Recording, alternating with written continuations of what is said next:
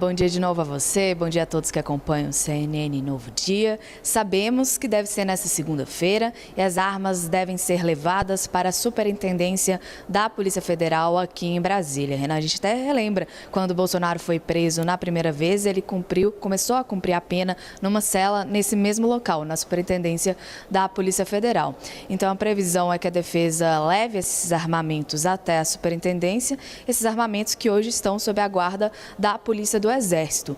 Ao todo, são 8 armas, entre pistolas de diversas marcas, além de carabinas, fuzis e espingardas. A gente lembra, Renan, que 3 armamentos já estão em posse das autoridades. Uma arma Glock calibre 9mm foi apreendida pela Polícia do Distrito Federal no dia 15 de junho e outras 2 pistolas foram entregues ao Tribunal de Contas da União. Em um outro momento, também uma decisão do ministro Alexandre de Moraes do Supremo Tribunal Federal. Essa entrega das 8 armas, todas elas registradas no nome do ex-presidente Jair Messias Bolsonaro, cumpre então uma decisão do ministro Alexandre de Moraes do Supremo Tribunal Federal. A gente tem acompanhado aqui no CNN Novo Dia todos os dias, Renan, o desdobrar dessa história. E a gente lembra que na última sexta-feira, então, o ministro Alexandre de Moraes determinou a continuidade da prisão domiciliar humanitária do ex-presidente, mas na mesma medida, Moraes determinou também a devolução de todo o armamento registrado no nome do ex-presidente, além também de ter revogado o porte de armas e o registro de CAC do ex-presidente Bolsonaro. Até então isso não tinha acontecido, só agora teve essa determinação judicial para a entrega do armamento e para a revogação do porte de armas do ex-presidente. A gente lembra que em março o ministro Alexandre de Moraes autorizou então essa prisão domiciliar humanitária temporária por 90 dias. Na época o ex-presidente tratava de um quadro de broncopneumonia, por isso foi cumprir a pena de 27 anos e 3 meses de prisão em casa e agora Moraes então, ao fim desse término de 90 dias, decreta, então, a continuidade dessa prisão domiciliar. A gente lembra que na última semana a Procuradoria-Geral da República se manifestou a favor da continuidade da prisão domiciliar, mas também se manifestou contra essa posse de arma por meio do ex-presidente que cumpre prisão em casa. E aí sim, Renan, o ministro Alexandre de Moraes, antes de tomar essa decisão, se reuniu com os advogados do ex-presidente, os advogados que defenderam a prisão domiciliar do ex-presidente, defenderam que a arma encontrada com o militar não era uma falta grave, não era ilegal. A gente lembra que no último dia 15 de junho, um militar que faz a segurança do ex-presidente Bolsonaro foi parado numa blitz aqui no Distrito Federal e estava com uma pistola registrada no nome do ex-presidente. Pistola essa que foi apreendida pela Polícia do Distrito Federal e estava na casa de Bolsonaro enquanto ele cumpria essa pena de 27 anos e 3 meses de prisão em regime domiciliar. Então, Renan, a partir desse novo cenário, Moraes decidiu, teve mais de uma semana para se decidir se manteria ou não Bolsonaro na cadeia em casa, né, ou se ele iria para o regime fechado. Então a gente continua acompanhando esse movimento. A expectativa hoje é que a defesa de Bolsonaro entregue essas 8 armas para a Superintendência da Polícia Federal e a gente, claro, segue de olho com a equipe lá na Polícia Federal. Qualquer movimentação, a gente volta aqui na programação da CNN Brasil. Volto com você, Renan. Valeu, Duda. Obrigado pelas informações. Nosso time apostos ali também, acompanhando essa entrega das armas, né, do ex-presidente Jair Bolsonaro pela equipe de defesa e, claro, novidades a gente vai atualizando vocês aqui. Mais uma vez com o Theo Cury, nosso analista de política. Theo, a Duda trouxe um apanhado aí das decisões que foram tomadas pelo ministro Alexandre de Moraes, que inclusive concedeu o direito ao ex-presidente de se manter em prisão domiciliar. Mas, para além disso, você tem apuração, né? De certa forma, eu queria entender um pouquinho o que pode causar de impacto nas eleições, uma vez que a gente está falando do ex-presidente, a figura central, a liderança maior aí da direita aqui no Brasil. Olha, as articulações diretas que antes passavam pelo ex-presidente da República, Jair Bolsonaro, elas param de acontecer.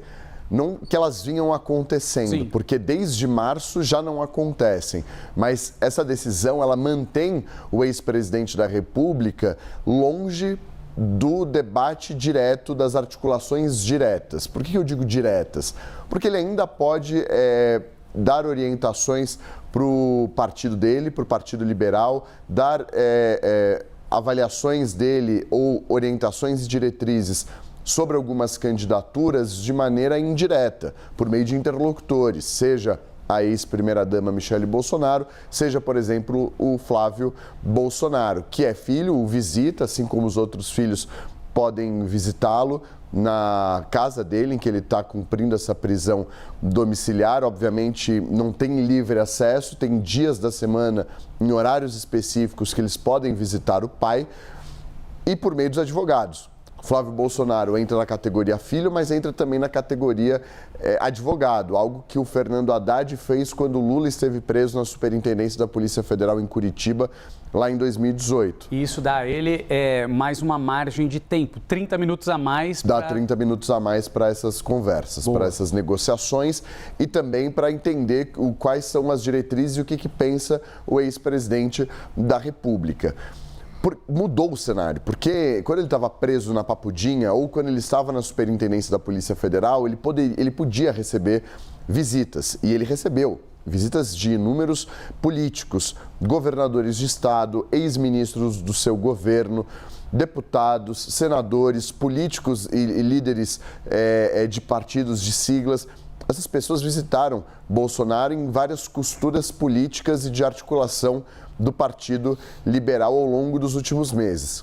A partir do momento que ele sai da Papudinha e vai para a prisão domiciliar, isso acontece no final de março, isso acaba. Isso muda os rumos das direções, das diretrizes partidárias do PL, porque ele é um nome importante dentro do Partido Liberal, dá orientações importantes e várias das candidaturas nascem a partir de conversas com ele. Isso passa a ter uma dificuldade para o partido. O ex-presidente não tem mais acesso às redes sociais, não pode fazer palanque para essas pessoas, não pode divulgar nomes de candidatos e também não tem essa liberdade que tinha antes de articular e negociar candidaturas. Tudo isso passava por ele, agora tem uma redução muito maior e vai continuar essa redução, essa limitação imposta com a decisão. Por um lado, bom, porque ele continua na prisão domiciliar. Bom para a defesa, bom para ele, bom para a equipe médica que pleiteava isso. Era um anseio, era o desejo deles. Ao mesmo tempo, há essa limitação, essa restrição que é inerente por conta da condição que ele está. Foi condenado a 27 anos e 3 meses de prisão por tentativa de golpe, está em regime domiciliar, é um benefício que ele conseguiu, que ele conquistou a partir do quadro de saúde dele depois do cumprimento das ordens do Supremo Tribunal Federal. Questão de saúde já não pesou para essa decisão recente, o que pesou foi o cumprimento das determinações da Justiça, o fato de ele não ter descumprido nenhuma ordem o permitiu continuar na domiciliar, mas em contrapartida ele vai ter essa limitação de articulação política e tem isso um peso para o Partido Liberal, tem um peso também nas articulações para as eleições desse ano. Agora, Theo, aproveitando só o gancho dessa sua explicação e análise, eu queria entender como é que fica, então, a partir desse isolamento, quem passa a ser a figura central que pode ajudar nessa interlocução, né, trazendo um recado do ex-presidente para o Partido Liberal, trazendo um posicionamento dele para aliados, uma vez que ele é uma figura extremamente importante e a partir do momento que a gente tem um isolamento, a gente tem também um enfraquecimento em vários palanques, né, Brasil afora. Isso também não é benéfico para o Partido Liberal, para a direita, digamos assim. Pois é, ele vai ter agora 2 interlocutores, que ele já tem, mas que vai ser mantido essa ponte, vai ser mantida essa ponte. A primeira é a ex-primeira-dama Michele Bolsonaro. Essa segunda ponte é o senador Flávio Bolsonaro.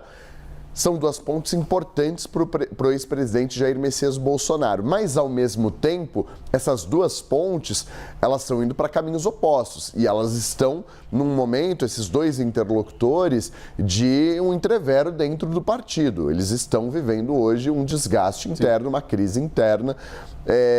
que já é conhecida, vai completar nessa quarta-feira 2 semanas, desde que a Michelle Bolsonaro gravou um vídeo longuíssimo expondo essa crise dentro da família Bolsonaro. Flávio Bolsonaro retrucou, mais recentemente ela elogiou uma política do governo do presidente Lula, isso causou ainda um descontentamento e um incômodo dentro do Partido Liberal. Então, no final das contas, as duas pontes do ex-presidente com a política lá fora, hoje vivem um momento conturbado. Isso vai ser uma dificuldade a mais para o Partido Liberal. Boa, esse foi Theo Cury, nosso analista de política, trazendo para a gente um olhar a respeito desse isolamento do ex-presidente Jair Bolsonaro, quando a gente fala de um isolamento político inerente também à condição dele.